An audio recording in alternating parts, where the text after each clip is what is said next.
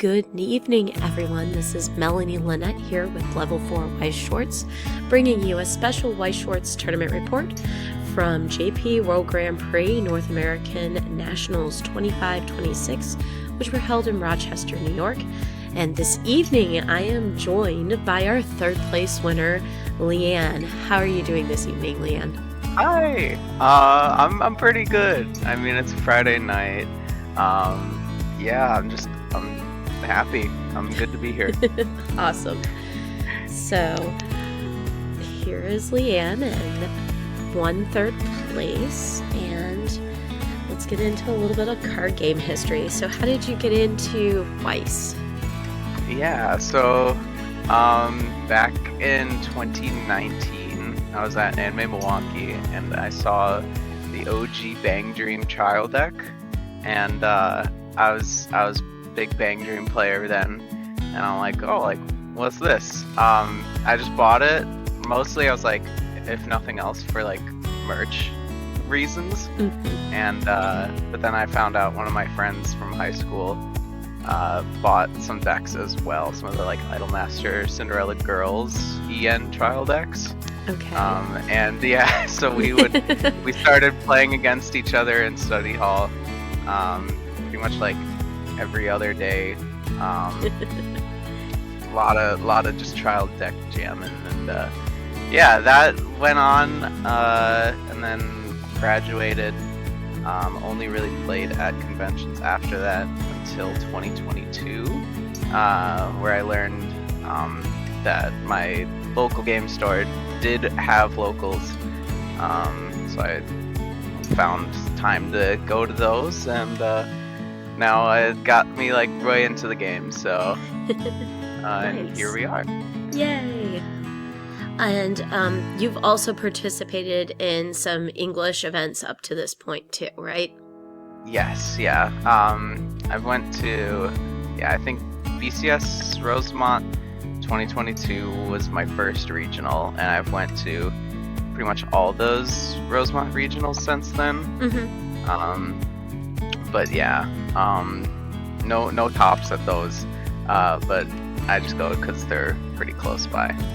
They're pretty close by. It's a pretty nice location too. That's the one that's closer to where I live, so it's easier to get to, and it's just a pretty decent location overall. Yeah, yeah. They host like Anime Central there too, so it's like Cool. I've gone to that venue for that a lot before, so it's like pretty familiar in that regard as well. Awesome. Alright, so you were on which series here? Yes, I was playing Love Live Nijigasaki, the door standby. The list is actually, I do mention this like I think later in the slide as well, but the deck list I did find, it was sent to me,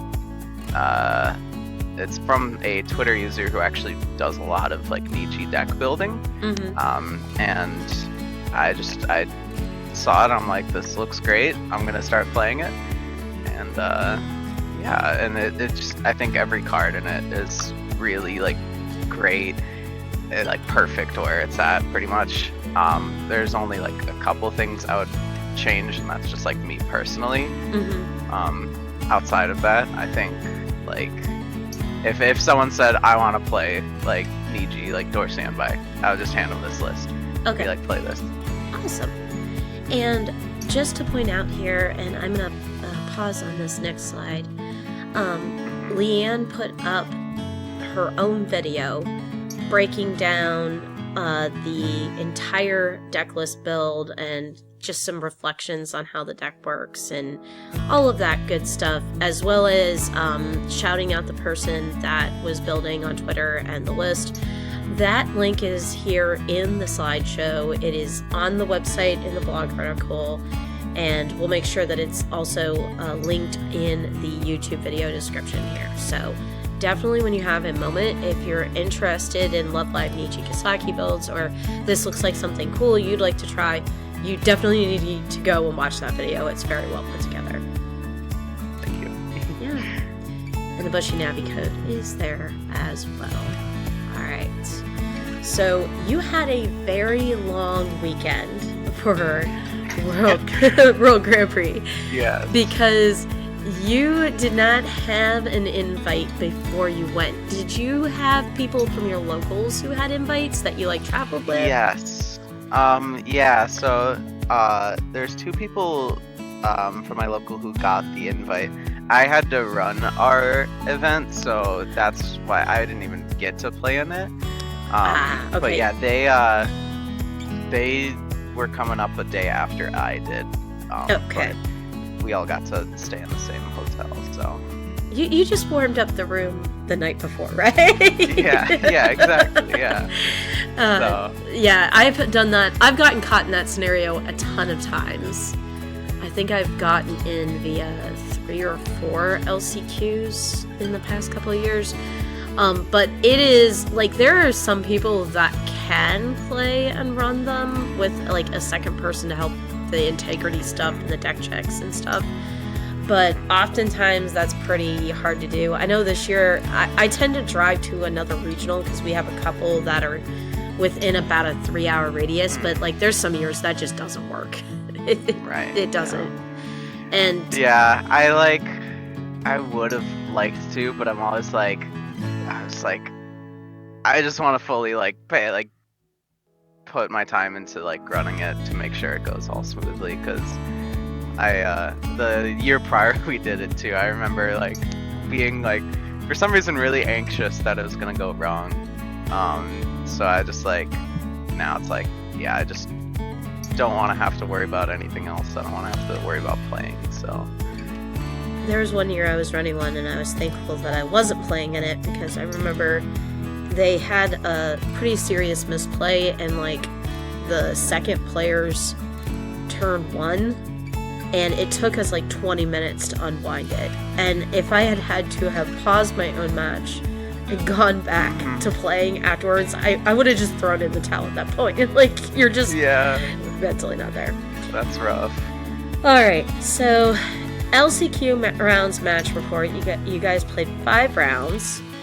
And round 1 started off against Uma Musume for Stocksoul for Comeback Door, the Rice deck, and you unfortunately started off the day with a loss. Yes. Yeah. This game, it was actually pretty crazy. I feel like I was doing pretty well. I was mostly ahead. And then I think I lived at 3-6 somehow when they went for like their finisher turn, and I was just like, oh shoot, okay. And then I went to close out the game. I can't remember exactly how it happened, but it was probably you'll see this also mentioned later. I think I tried to go for a side attack for exact damage on one of the level 3 high combos. Try to find like that soul trigger. And then I didn't, and it was not enough damage, and then they also lived at 3-6, and then I just died afterwards, and I was just like, oh man, like why did I do that? Spoiler alert, I did it a lot more through the weekend, 'cause I just gambler at heart, I guess. But it was, yeah, and it was a bit demoralizing to like lose such a close game right off the bat. But you know, it happens. It's twice.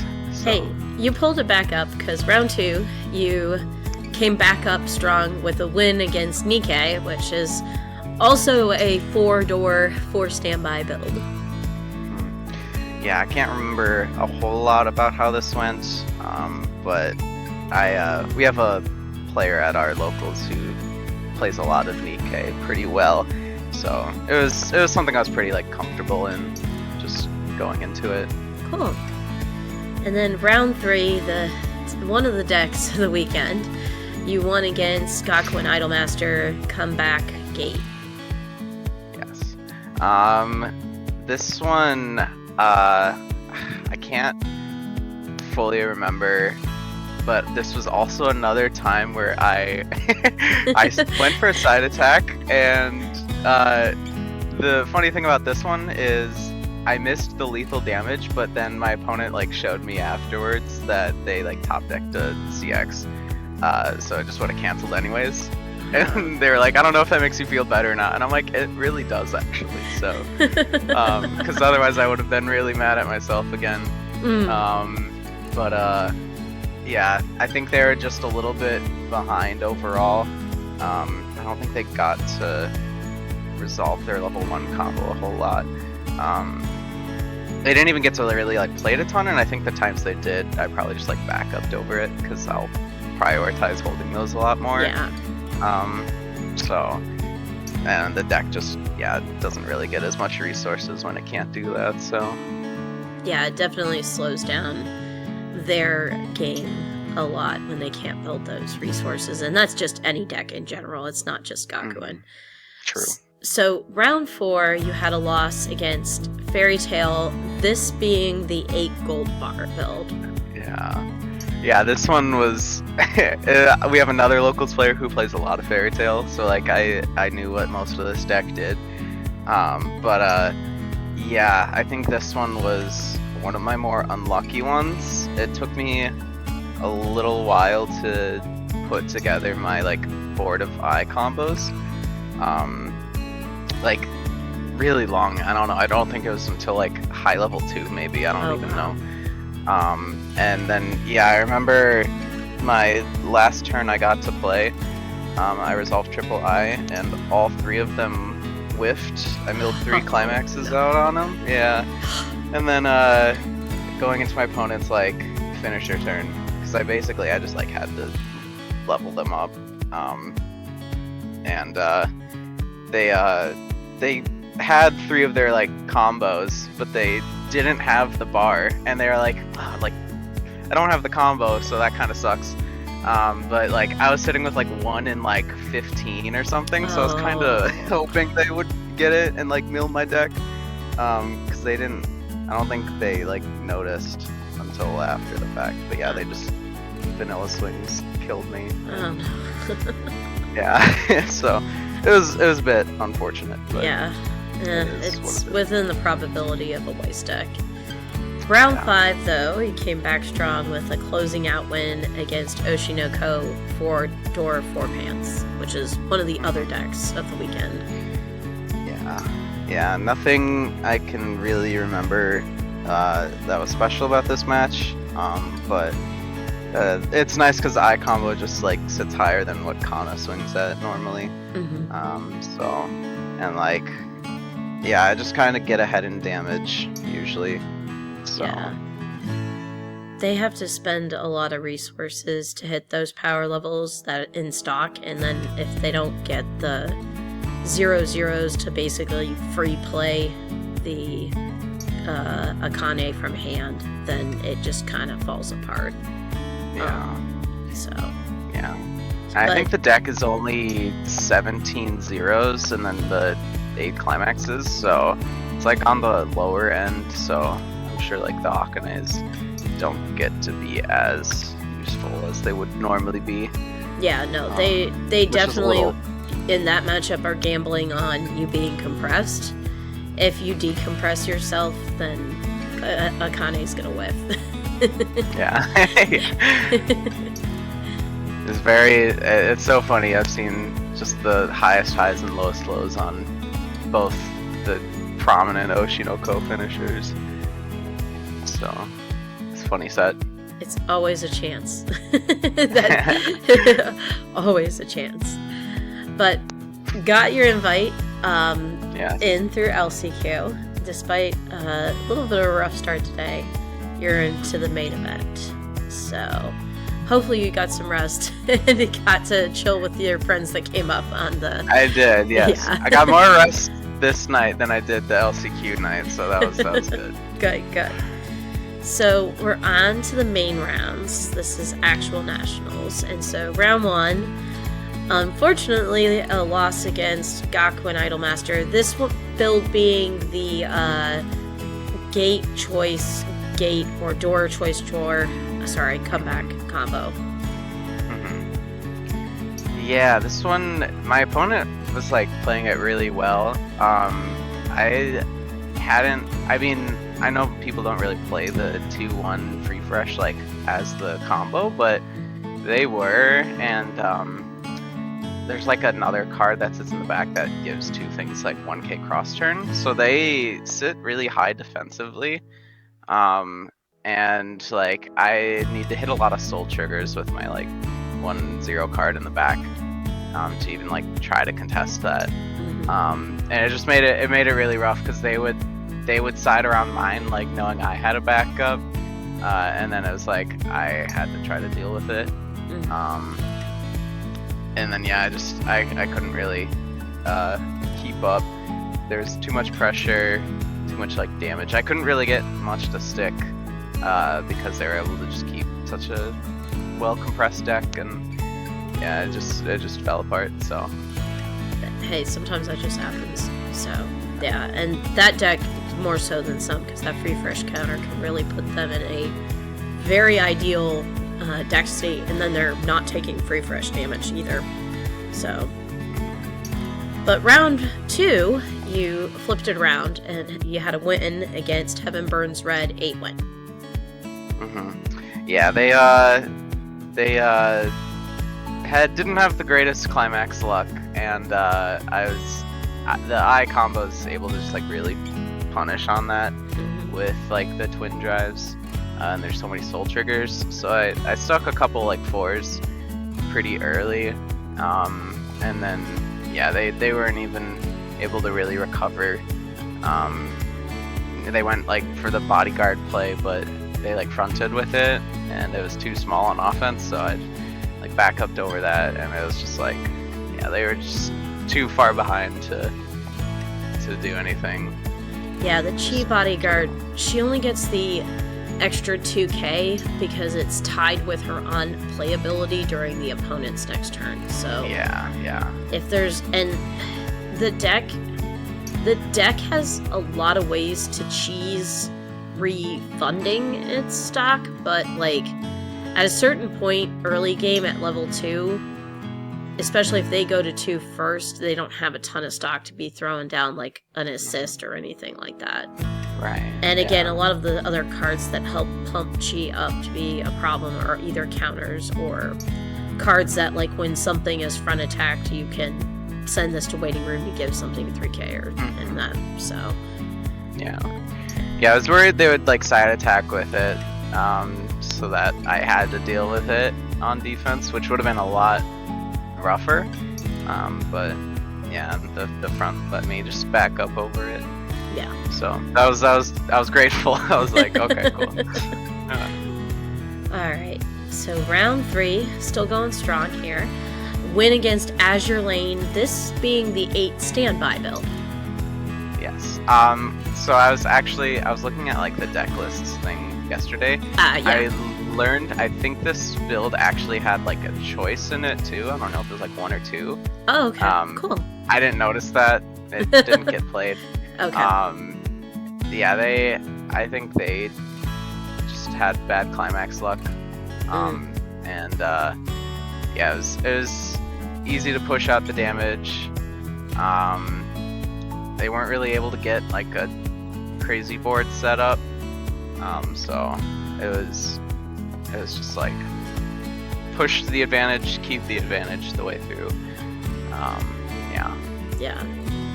Well, especially if you didn't see like one of their climax combos, it may have just even been that they didn't even get their game off in a couple of spots, because sometimes you eat those big pockets of damage and you have to abandon what you were going to do for what's going on in the current game state. Yeah.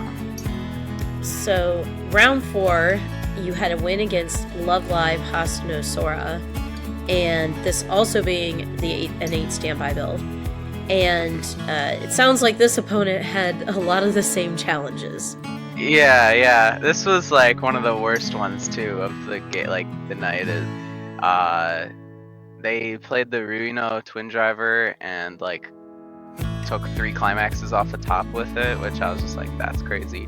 I don't think I was able to really like push a ton of damage with that. Like I think they were able to like decently like recover from it. before I was able to really like get in there. But yeah, like once they're at level 2, there was like a swing I did for 5 that stuck, and that was the only thing that stuck. But I was like, that was great because I was worried that they were gonna heal down and get back into the game if I didn't level them up there. So, 'cause, yeah, I think they were like 2-3 or something, and it was like prime like standby healing time. I was like, I better do something now. I hope to level up so that it just doesn't get away from me. Yeah, no, that was probably pretty clutch there, because they have the ability to do that and stall out the game at 2 if they are allowed to, and there's only a couple of decks that can challenge them at that point. So, alright, now round 5 was Nail Biter. You got your win against Kaiju number 8, which was running the 8 comeback or 8 door variant, but this was a game.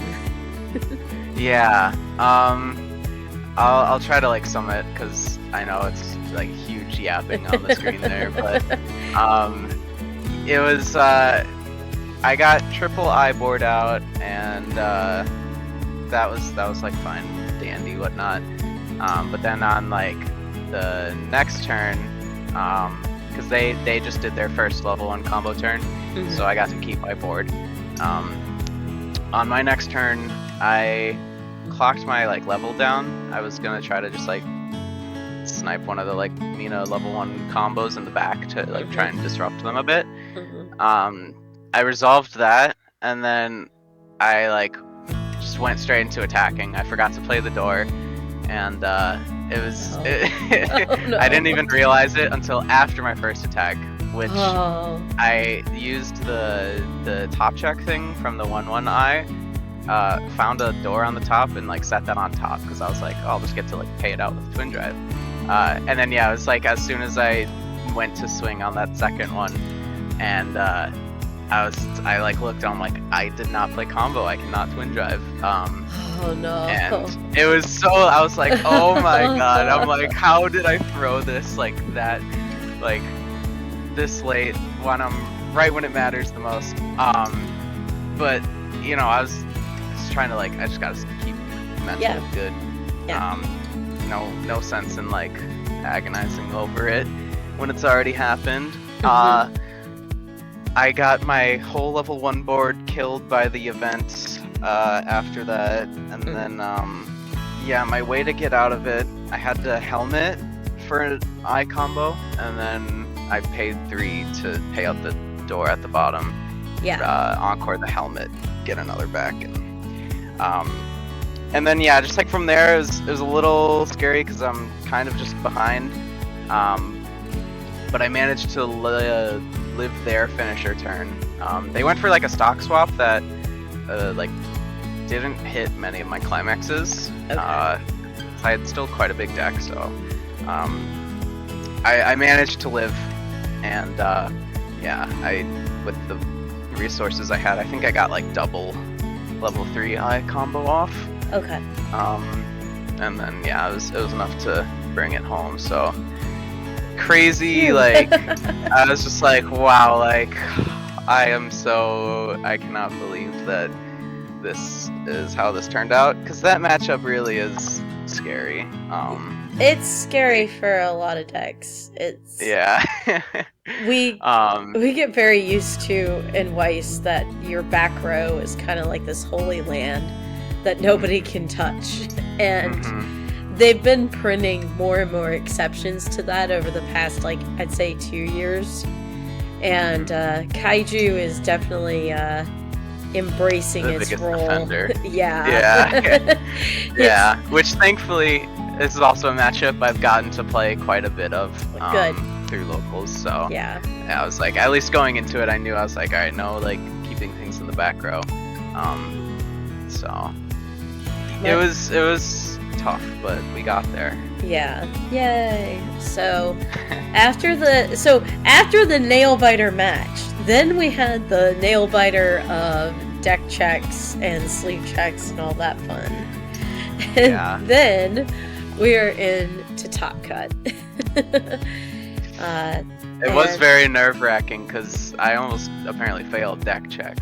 They like explained to me, which like it is like crazy. I haven't gotten deck checked except for like LCQ, I guess, the day before. But it was interesting because I like if I can just quick like a little tangent here, but yep, go ahead. I like re-sleeved the night before because I didn't re-sleeve for LCQ.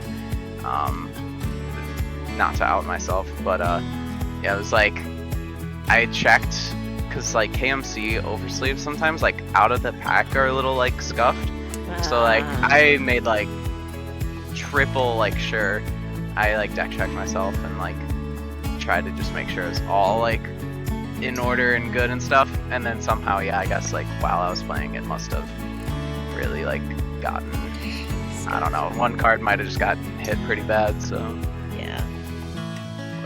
yeah, we made it, so we made it. Yeah, sleeve checks, like it's so hard with card game sleeves because like a lot of the things that I used to recommend to players for sleeves have just started to fail the consistency test, and oversleeves are no exception. Like KMC has had print run issues, Dragon Shield has had print run issues. Those are probably the two easiest brands of oversleeves to get over here in North America. But then you also have the added issue of like technically the Japanese oversleeves are better, but they're imported and they're sometimes tricky to get a hold of regularly. So if you're chewing through a lot of them for like event stuff, that can get not only really pricey, but just like sometimes you can't find them. So it definitely gets tricky. I wouldn't feel bad about that. So, alright, so Tap 16, you had a win against Oshinoko for Comeback for Pants.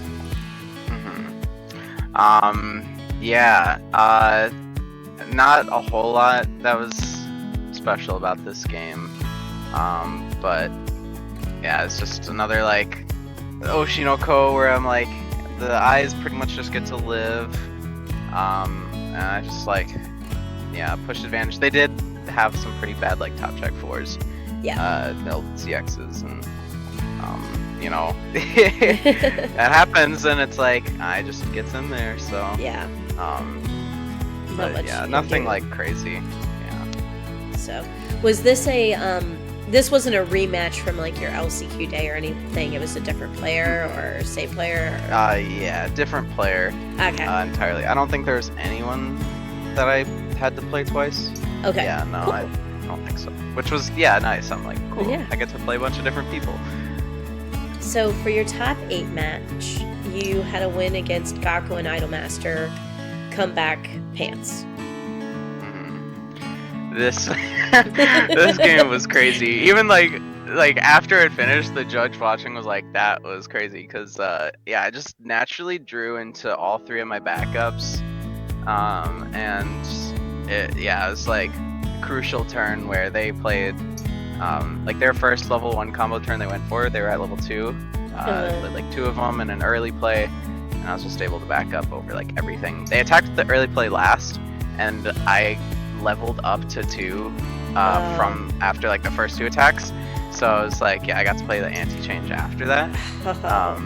So like I guess like maybe you could argue like you could have hacked the order differently or something, but like it was very just like shut down completely basically, and so my guess would be, and this is just some really tough decision making, but you would have to correct me. Does your anti-change backup sacrifice a character on stage? It does not. It does not. It's a discard too. Yeah. So they may have either misremembered or just didn't know, but maybe the thought process was that getting off the 2 Sakis if they could was more important than the 3-2 getting anti-change. So maybe they thought, okay, I'm gonna get my reverse at least 1, see where my opponent is damage wise. But again, some of these calls, guys, are really hard to make in the middle of a game. They're little fine things that do determine the outcome of a game, But sometimes, like, you're just standing on the edge of a knife and looking at either side and going, well, I could fall this way. Yeah. I could fall this way. Who knows where the pillow is? I think also, like, from, like, the perspective of, like I've played a lot of Girls Band Crying JP, and it's like, like, anything that can, like, charge your stock or whatever, like, I always try to resolve those, like, early, so that if I, like, trigger a door or, like, a climax, whatever deck I'm playing, like, the extra stock doesn't bury it further in. So, like, yeah, I could see, like, that being, like, one of the reasons, too, where it's, like, you don't want the Sakis to, like, bury climaxes far in if you trigger them, so. Which is something that, like, could definitely happen. Alright, so then we had top 4, and this was a loss against the person who went on to win the entire event, who was on Quintessential Quintuplets 8 Gold Bar. I believe it was the Yotsumar build. Yes.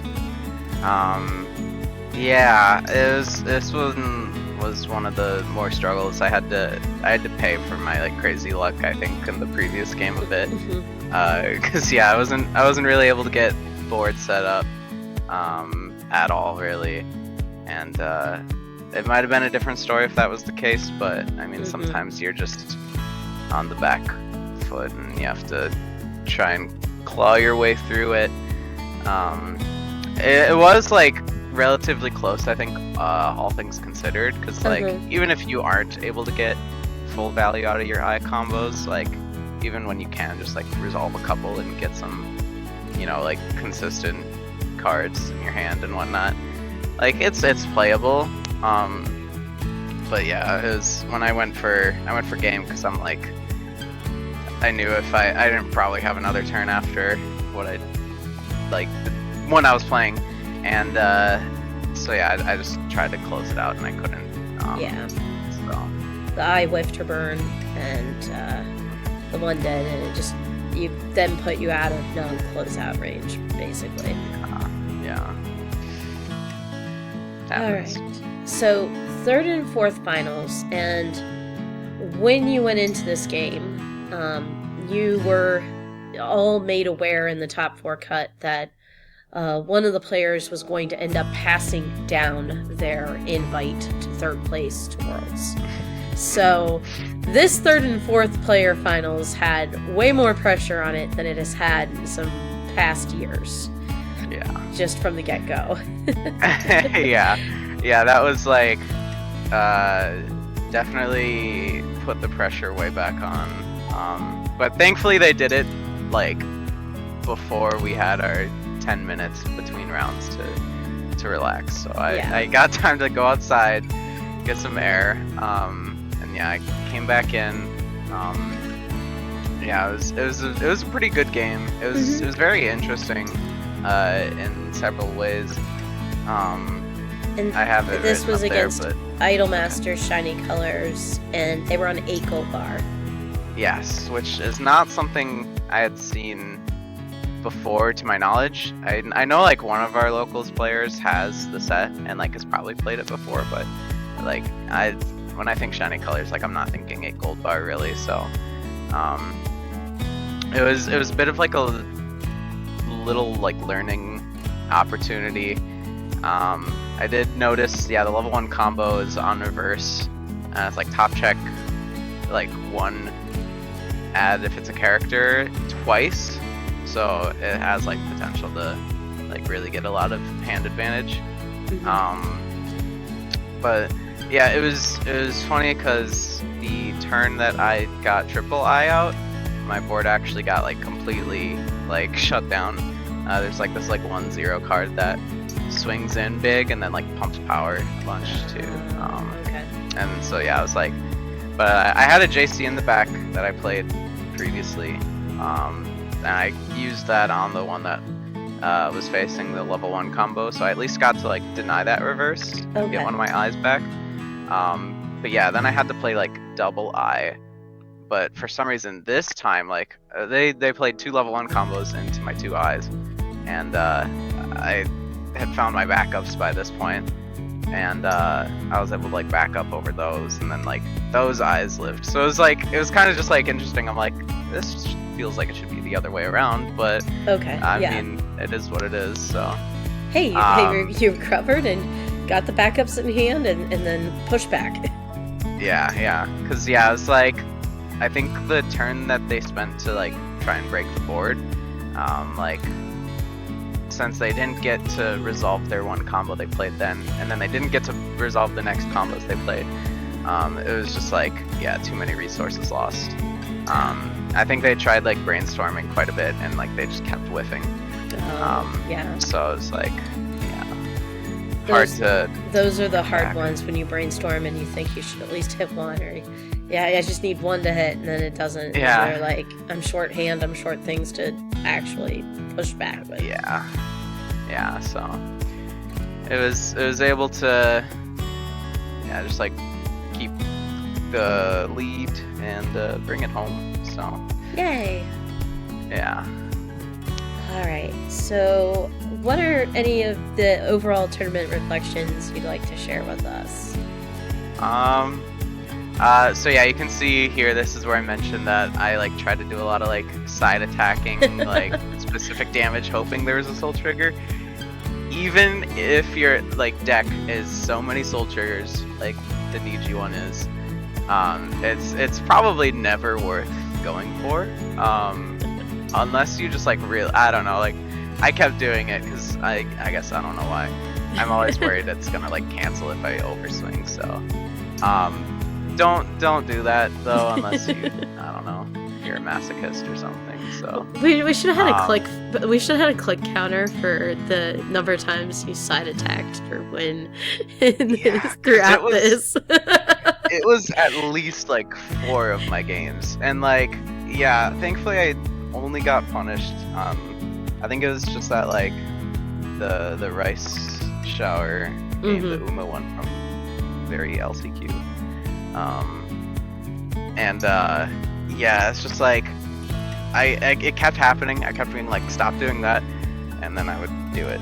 And even in my like third, my final game playing for third, yeah, I was like, I needed just like 1 to stick or something, like 1 or 2, and so I sided because I'm like, there's gonna be a soul trigger. I remember like counting like the non-soul triggers and being like, surely there's one in my top 2. Yeah. And I did find it, but then the burn 3 is what killed anyways, so it didn't even like really matter.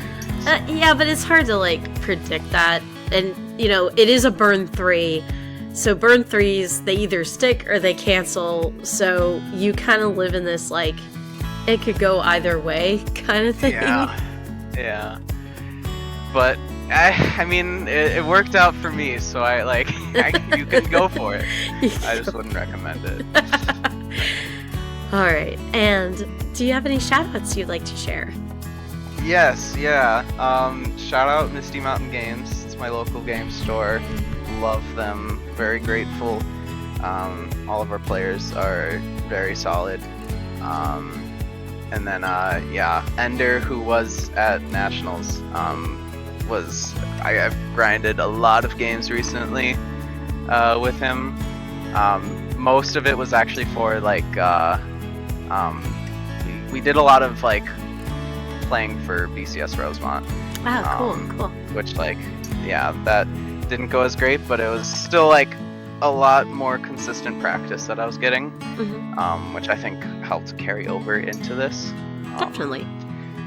And yeah, and shout outs to Love Live, probably the series that has single-handedly changed my life the most, or at least like set up my life for most changes and brought me to where I am today. So, and now it got me a good placement. So awesome. Even more praise, yeah. It's so much fun to love your series and then get to rep it in the card game. I think that's like one of the best parts of Weiss, honestly. It really is what like makes the game for me. It's like I play so much Bang Dream in the English events because I love Bang Dream and I love the set.